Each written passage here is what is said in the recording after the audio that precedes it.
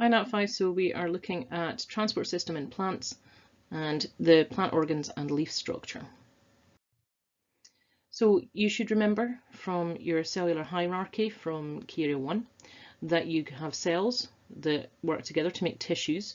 Those tissues can then be organized into organs, and then the organs can be organized into systems. So the basic plant organs are frankly the ones that you would just name. So we have the root, which gets the nutrients and water from the soil and is really important for support for the plant. And then we've got the stem, and then we have the leaves. That'll do. That's the main plant organs that we need to know. The leaf, however, you need to know in a lot of detail, and that's really what this whole one is about. So here we have our leaf structure, and I'm sorry about every single one of these labels you're going to have to be able to deal with. So working our way down. So at the top we have something called the waxy cuticle. So this isn't actually a layer of cells, this is a layer on top of the cells which is waterproofing the leaf and protecting it.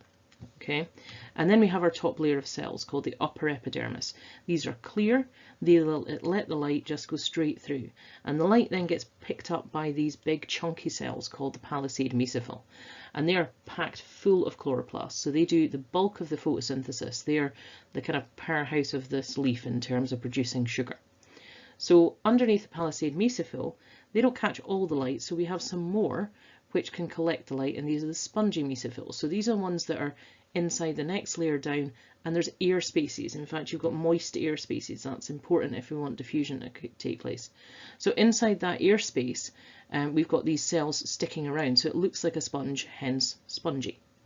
Also in here we have these big long structures. These are leaf veins. So if you were looking at a leaf, this would be the lines that you would see inside the leaf. And the leaf vein contains, kind of like we would think in terms of us, they're transport systems. So they have parts of the things that the leaves need to get. So inside the vein, we have two types of transport system, xylem and phloem. And we're going to look at those in detail a little bit further on. Okay, not in this one, but on another presentation.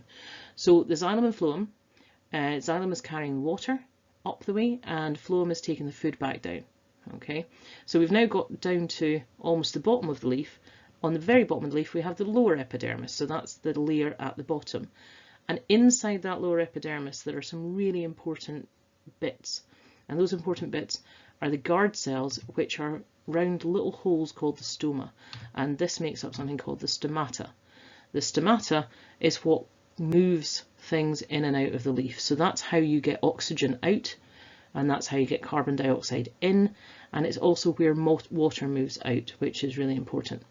So unfortunately, that is what you need to be able to do.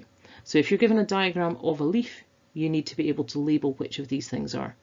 The photosynthetic cells are your palisade mesophyll, your spongy mesophyll, and the guard cells. And that's a kind of common question. So if you need to pause it, have a look at it, make sure you're good with this. The next slide, which is the last one in this one, is just a table with all the information again. So here we go. Just running it back through. Waxy cuticle, protection, it's a layer but it's not actually a cell. You then got the upper epidermis, which is clear, lets the light through. The palisade mesophyll, big, photosynthetic, they do the bulk of photosynthesis. Underneath them, spongy mesophyll, they're called spongy because they're not so tightly packed, so you've got air spaces. And those air spaces means that you can get movement of gases. You've then got leaf veins, and in the veins you've got xylem and phloem. Xylem carries water, phloem carries food. At the base we've got the lower epidermis, and in the lower epidermis we have tiny little holes called stoma, and around the outside of them are guard cells that control the opening and closing of them, and then the whole thing is called the stomata. That's it. Quite a lot to learn, but unfortunately that's it.